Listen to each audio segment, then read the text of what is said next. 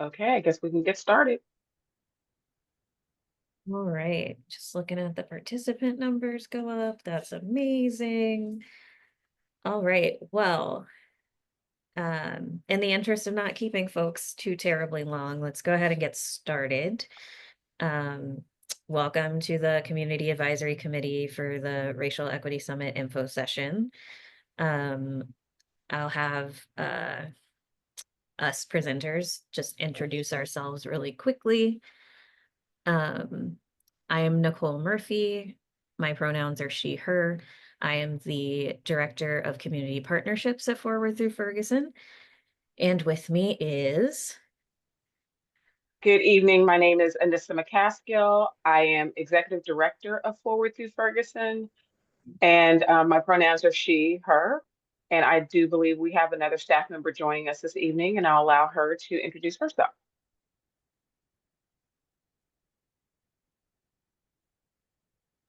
Hi, my name is Yane Robinson. I serve as the communications catalyst with Forward Through Ferguson.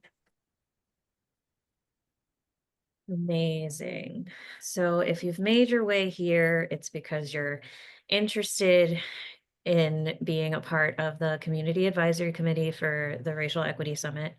I'm going to go over some high level sort of information about the committee, but mostly would love for folks to put in the chat or the Q&A function if you would like any questions that you have. I think that would be a meaningful use of our time, especially considering we will be recording this and sharing it with folks who were unable to make it this evening.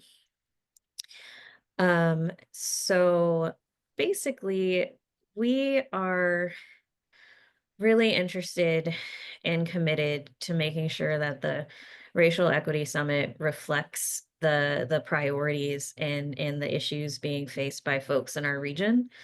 And so it's important for us to make sure that there is space for folks who are in, our regional community. So we're also including folks on the east side, right? To be able to have them, you know, make some determinations about what the sessions look like. Um, they'll have the best understanding of what issues are really sort of rising to the top. Which is really important, right? As we recognize that important things are changing in our regional climate, be that local elections that are coming up, responses to policies that are going to be coming through the legislative session. So it's really important for us at Forward Through Ferguson that we're creating a space for us to be accountable to folks in community. The Community Advisory Committee has been a part of the planning for the Racial Equity Summit in previous years. This is our fourth iteration of the summit, and I think it'll look a little bit different, and we want to do that intentionally. So we're really going to focus on a number of like really quality sessions that we want to have, as opposed to really sort of a higher quantity. Part of that will be reflected in the amount of time that folks who are doing sessions have. And because we want to be more intentional in what the sessions we're including are, it is really important for the Community Advisory Committee to be engaged throughout the whole process. One of the things that we have added to the responsibilities this year for the Community Advisory Committee is to help us think about what the theme will be for the summit. Every time we put on the summit, we like to put together a theme, which helps signal to folks who are interested in either presenting or speaking or attending, what they're going to get out of this summit, why they should attend, why they should join. So in previous years, that was really sort of a planning host committee. This year, we really want to open that up again for folks in community to tell us, this is the theme that we think that we should be focusing on collectively. And that is also why for this iteration of the advisory committee, there are 3 meetings as opposed to the previous Racial Equity Summit in 2023, which only did 2 meetings. So it is a little bit more of a time commitment, but we're trying to be really efficient with the time that we do have with folks. We're not asking for a ton of it, but it is over the course of some months. The key dates should be available in the information sheet.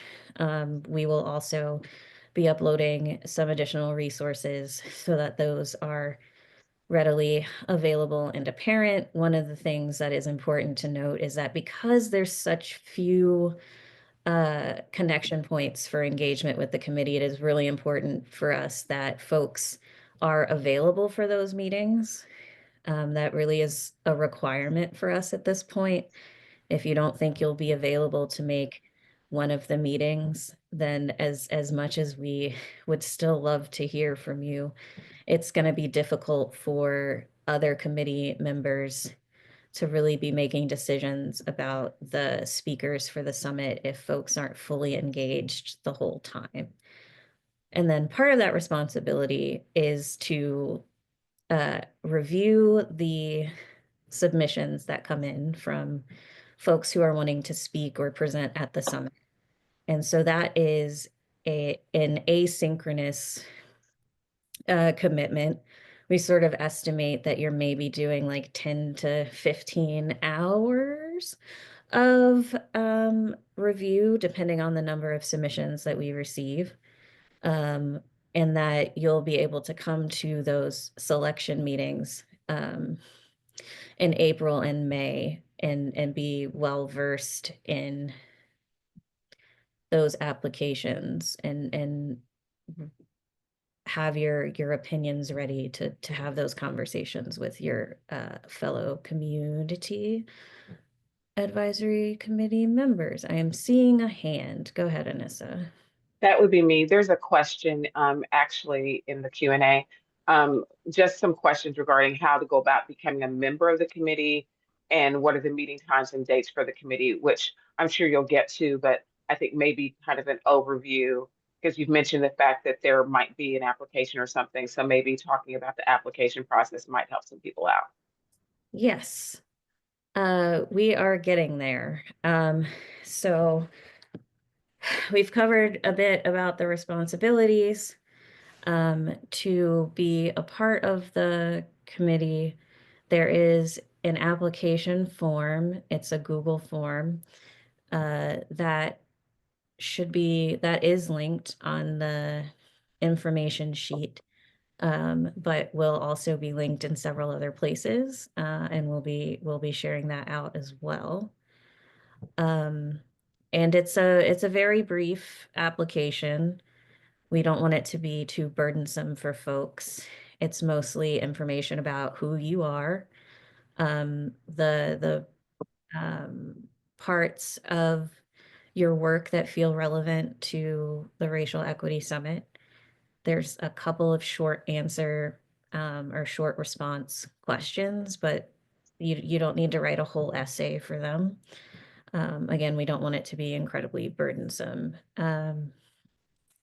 As far as the dates go, to keep in mind, I believe that the first date is February 25th. Correct me if I'm wrong, Anissa. I'm just pulling up the information sheet right now. And that will be a little bit of a longer meeting because we want to cover some sort of orientation, introduction, as well as have this conversation about the theme. The time for those meetings will begin for all of them at 6 p.m. So hopefully this is a good time. And then there will be 2 additional meetings. Yeah, my web browser is still not working, Anissa. If you could pull up the dates. Thank you. The other meetings, which will be session selection meetings, will happen in April and in May, and they're all scheduled to happen, I believe, on Tuesday evenings at 6. But once I have the actual dates, we will certainly pop those into the chat. And then if you were present for this info session, we'll be sure to send you a follow-up email that will have the link to the application form and the information sheet. So you'll have it for reference.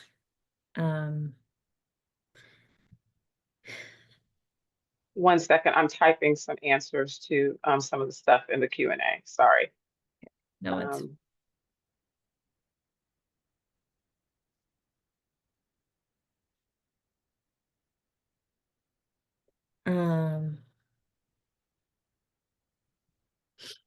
yes.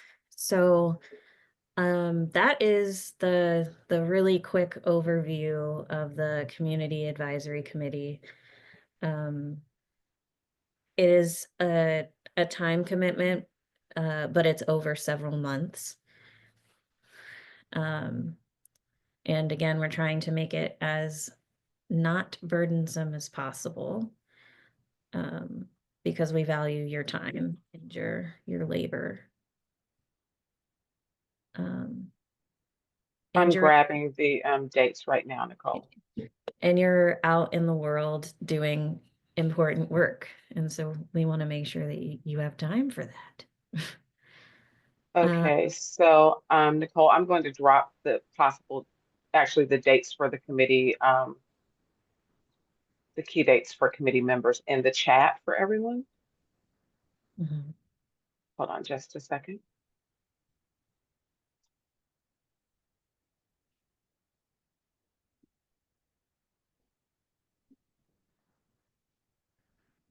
Thank you very much.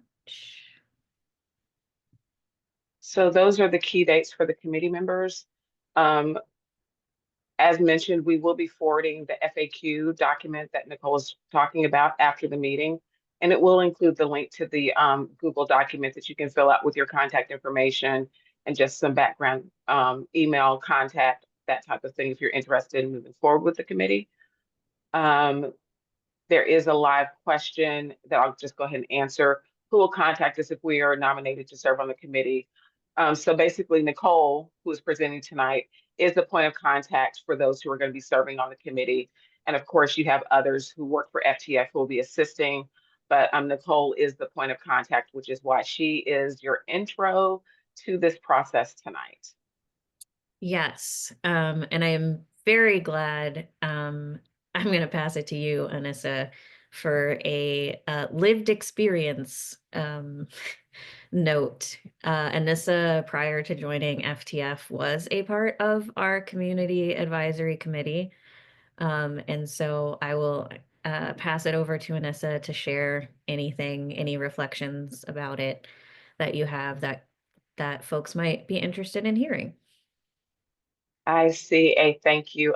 Thank you for joining us tonight, and happy early Black History Month. Every month is Black History Month. So thank you for joining us tonight.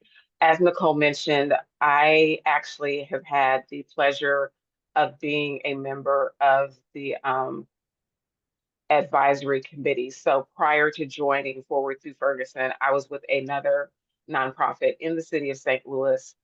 The call to action, very similar to what you all have answered tonight, went out. I was not actually able to even make the meeting for the call to action.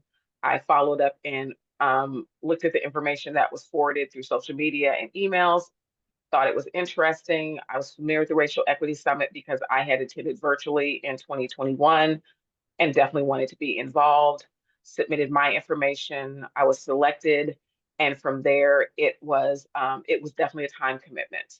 So once the applications were closed and I received notification, I did attend the first committee meeting, and we did the work of looking at what the themes were, as well as what the applications that had been submitted for different speakers and different panels were.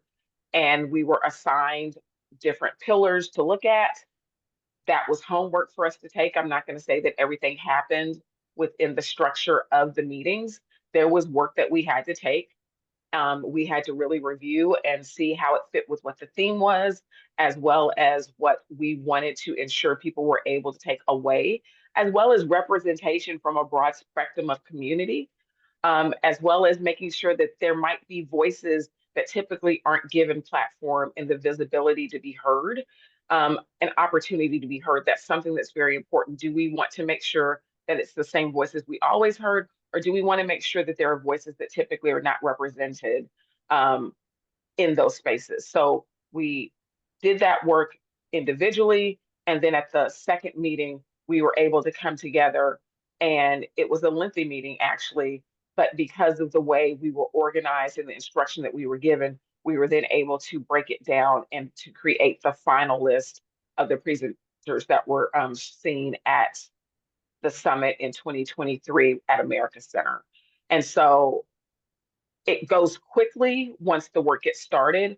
I think the hardest, the most difficult portion of it is actually getting the information regarding the proposed panels, reading it and comparing it against the theme, as well as then having the discussion. But the reading of the proposed panels, the assignment work, and then being prepped to come in and do that selection, I think is very important.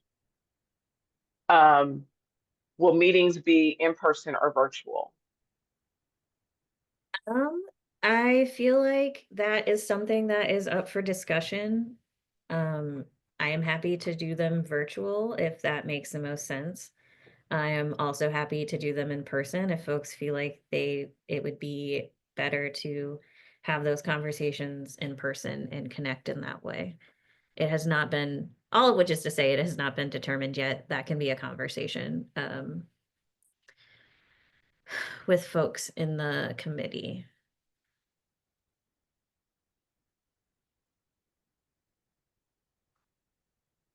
Do you have any reflections, Anissa, about your time on the committee? I think for me, I was so excited from 2021 that it definitely activated me and wanted me to become more involved. I honestly, I don't know if it played a part in my decision to apply to work for FTF, but I think it definitely made me want to be involved in some way with FTF.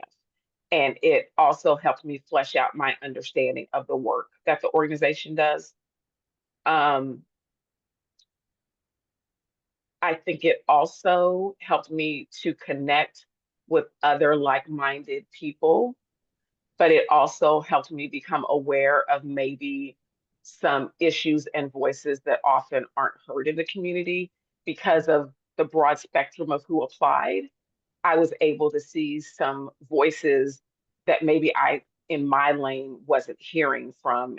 And so I was able to then follow up and make connection with organizations and with people and entities that maybe wouldn't have crossed my path otherwise. Just from being on the committee, I became more aware of other topics and other people who were doing work that was interesting to me. That's good. Does anybody have any questions of me that you want to ask, since you've got me here and I've kind of got the experience of working for the organization now, but I've also been a committee member. It's kind of a unique perspective now to actually be working for the org, but I've also been a committee member. I can try to answer any questions. I wasn't like planning on the broad scale, but I was definitely a committee member and was involved in the same process that you all are interested in right now. And I'm more than happy to answer any questions you have. Yes, please feel free to drop your questions. How many persons will be a part of the committee? Our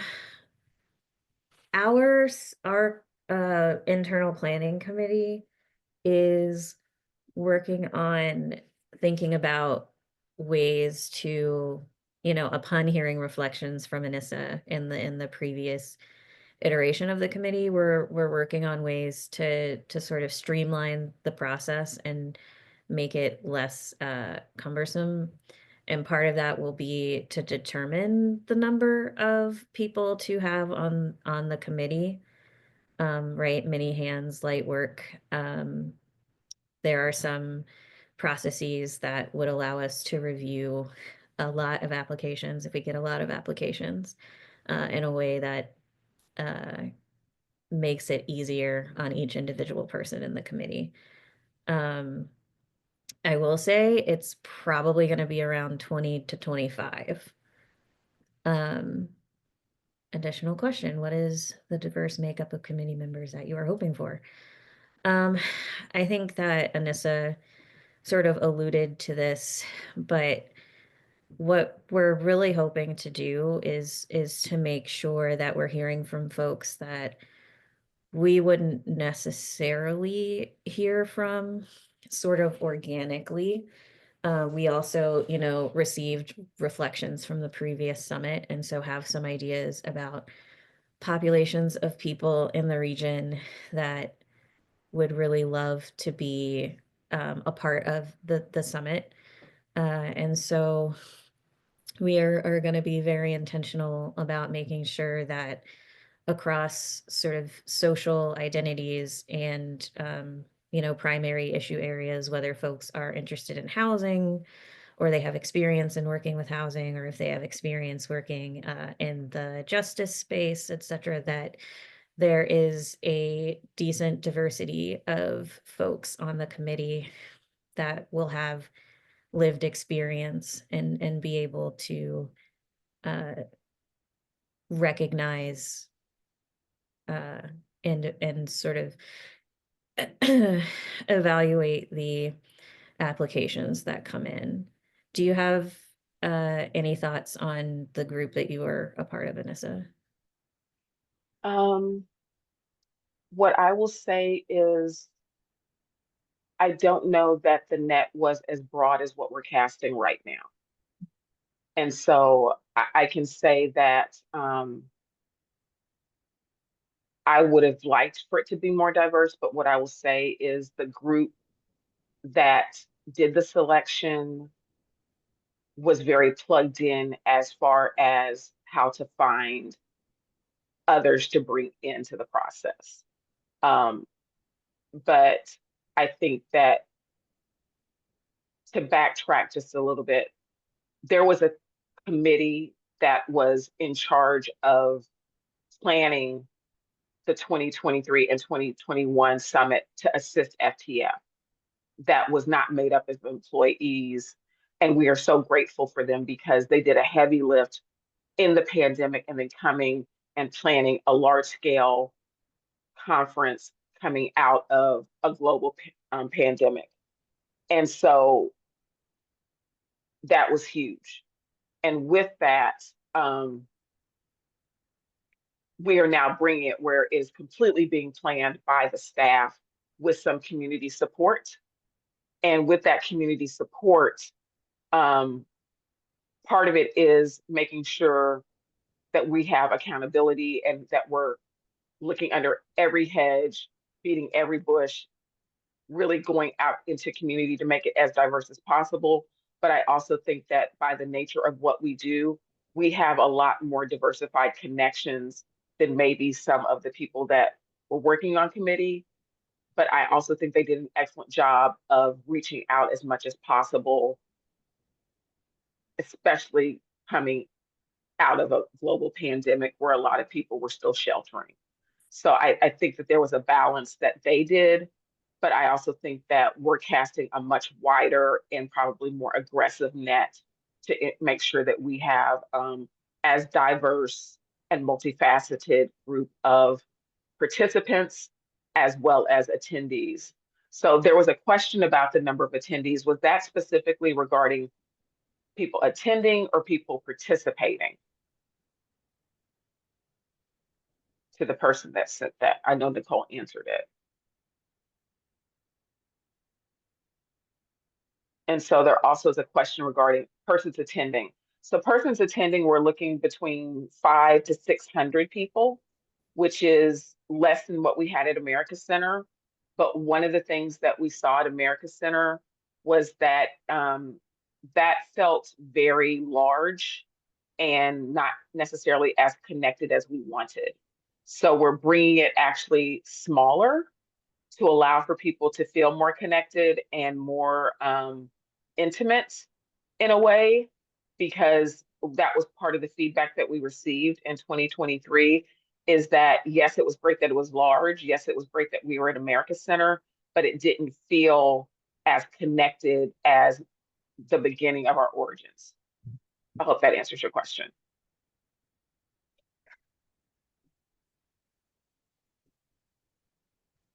Amazing. Other questions that folks have?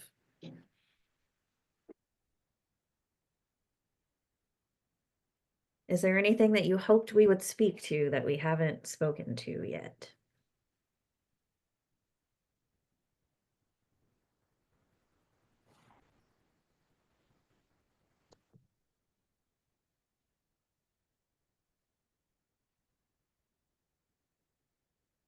I will say that the location will be different this year. We're finalizing it, so we can't speak to it yet, but it will be, I think people will appreciate where we're going. It will be different than what we did before.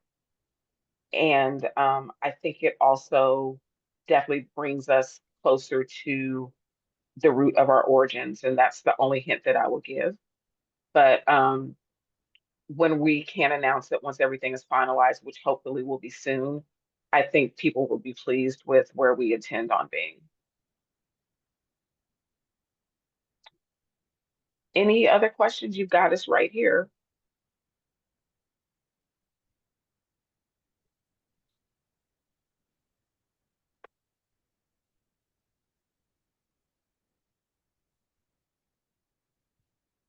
Yeah, and if you're an internal processor and you think you'll have questions later, we will do a follow-up email, which will have contact information.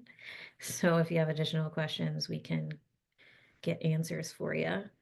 Well, hello, Marina P. Gross, new board member. How are you doing? Thank you. We actually have a whole timeline that we'll be sharing out as well. So that most definitely will be. Is there anticipated financial commitment? Do you mean, Alicia, do you mean from committee members? No, we have no financial commitment whatsoever from committee members. Your time and talent is the commitment that we're asking from for you. Yeah, no, for sure. So yes, Marina, we will definitely be sharing out the date for the call for proposals shortly as well. There's definitely a timeline that we'll be sharing. And you as a new board member, you will be getting that information very, very soon.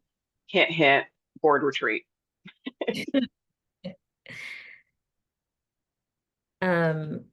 it is helpful at all, without specific dates, we imagine that the review time, so when committee members are being asked to review the submissions from potential speakers, will be largely in the month of April. So if that's a particularly busy time for you, apologies in advance. Yeah, if you look at the timeline that I dropped in the chat, the selection of the panelists, the presenter selections will be August the 22nd. So that kind of gives you a general idea that between now and then we'll be asking for it'll go very quickly. So when I said that the process is quick, that's exactly what I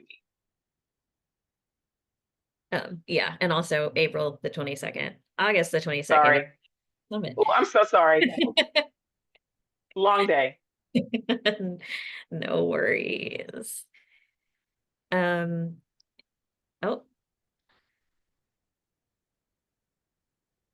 By timeline, do you mean the key dates for the committee or for the planning process for the summit? Because we haven't shared a timeline for the planning process of the summit, but we did share key dates. I'm not sure if you came in late. I can drop it in the chat again. Hold on just a second. Need to copy and paste from somewhere.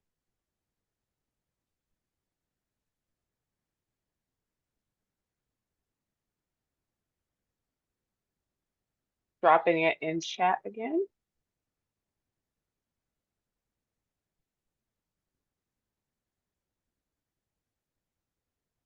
There you go. It's in chat. That's the timeline for the committee. Yeah, so as you'll note, the applications are already open.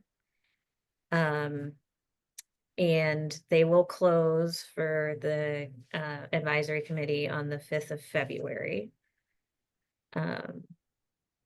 So between now and then, like I was saying before, you'll have access to some documents that can help you think about whether or not this is the opportunity for you to engage with the summit.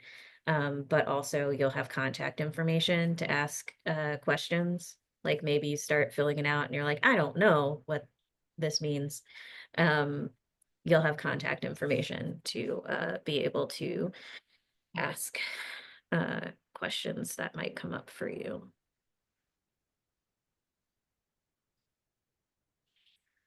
All right.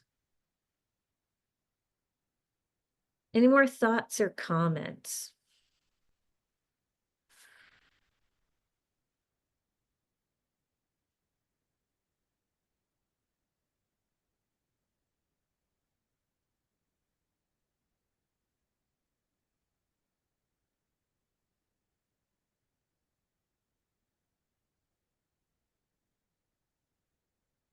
So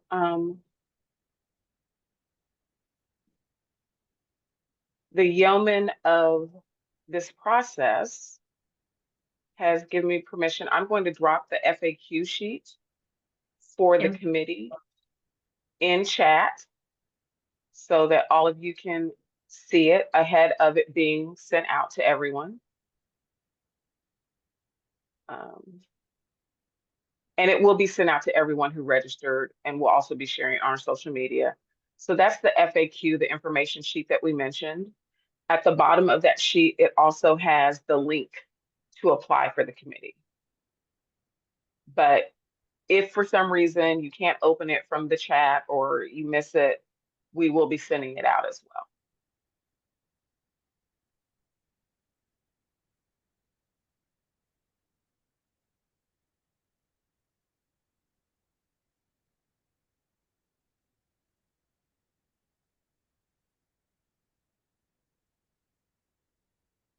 Yes, Nicole, they need access to the sheet.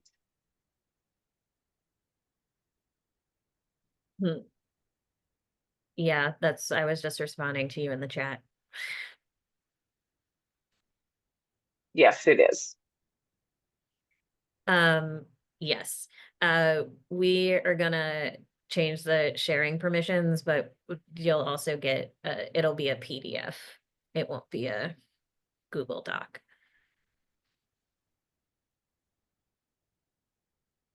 Which again, I would change the sharing permissions, but my web browser is not working. So we tried. Let's do this. We will, hold on. Let me try something. I'm gonna,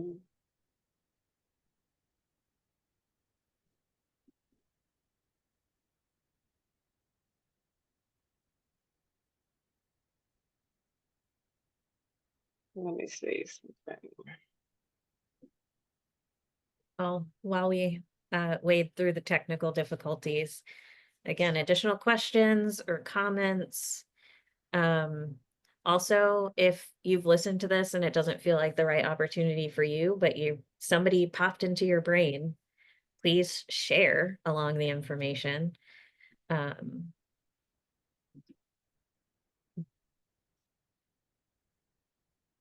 So there's a PDF. It's not working. It's not the Never document. mind. That's not the I'll remove document. it then. I'll remove it. It's gone. Thank you. It's All the right. document should say information sheet. Okay, so I apologize. Wrong sheet. I assume you will also, Corey asks, I assume you will also need volunteers the day of. Absolutely. This size of event is gonna require, you know, a couple dozen volunteers on the day. That is certainly something that if you're willing, we're not gonna turn away volunteers. We will open up a form submission for volunteers a little bit later in the process. So it's not open just yet, but if that is of interest to you, we are certainly willing to share out via email, and you'll see it on our socials as well when those opportunities open up. And it's not a requirement as a part of the CAC to participate on day of as a volunteer, because you've already volunteered a bunch of your time and your labor and your knowledge. So what we are offering is for you to attend the summit at a discounted rate. We also want to make sure that during the summit, the CAC gets recognized for the time and the work that they put into helping make the summit happen. So you're welcome to volunteer if you would like, but you don't have to. I wish I could open my web browser. I think I found it, Nicole. Hold on 1 second. I'll send it to you and you can tell me if this is the right one before I share it. Hold on. 1 second, folks. And you can tell me if this is the right one before I share it. I think I found it. My web browser is not working. Okay, then never mind. Yeah, I need you to send me the PDF and I can see the file name on the PDF.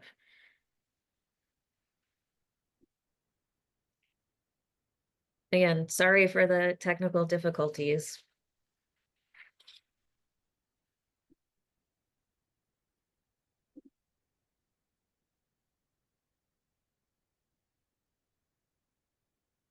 Can you see that in Slack? Let me see.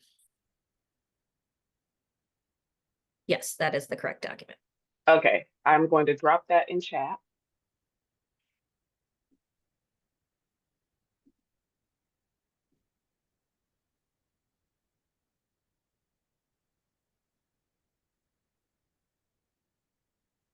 Does that have, do people have the ability to read it?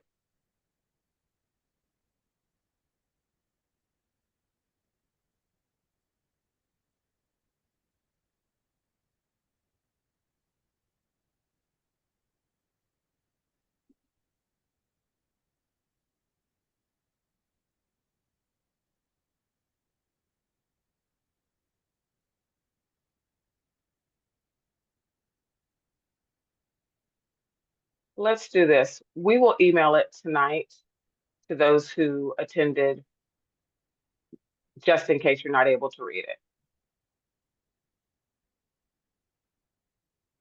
Are there any other questions anyone from the group has for us before we give you some time back? We'll also take comments.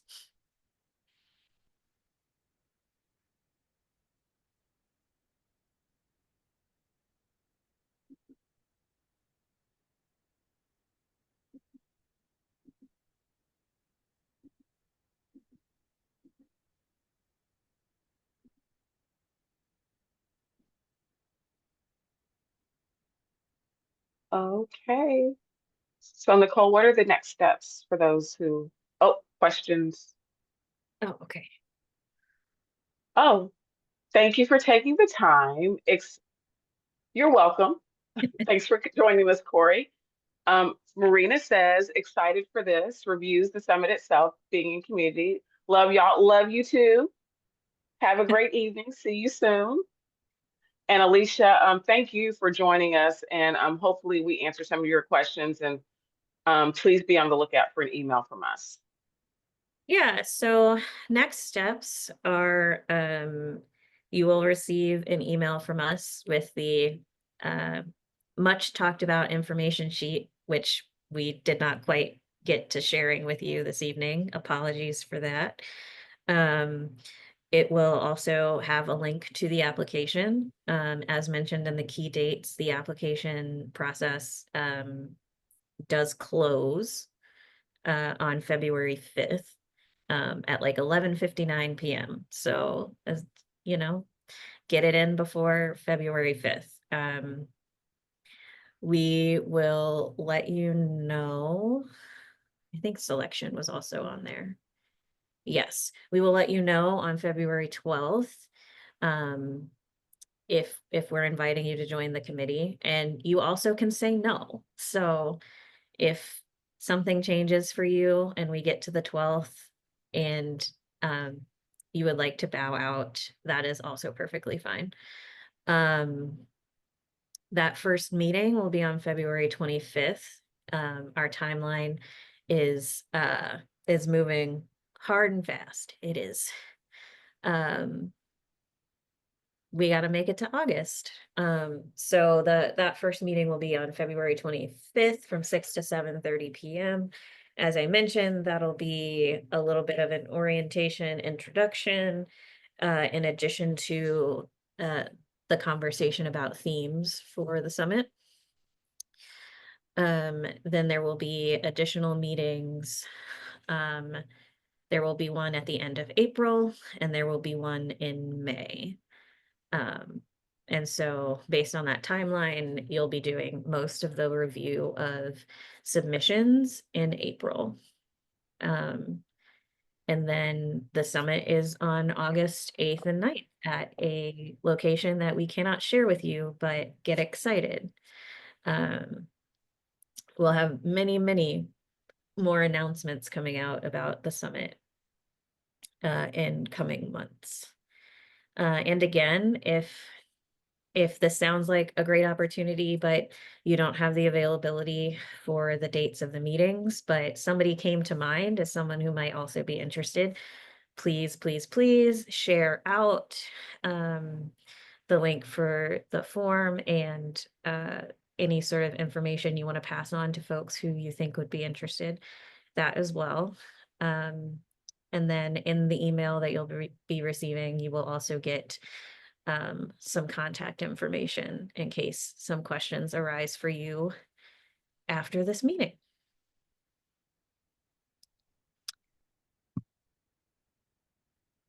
Thank you, Diana. Thanks for joining us tonight. Absolutely. So it is like 6:45 and I am going to declare this information session closed. And we look forward to seeing your applications and like meeting you in person at some point in time. We're very excited. Thank you. Thank you. Bye.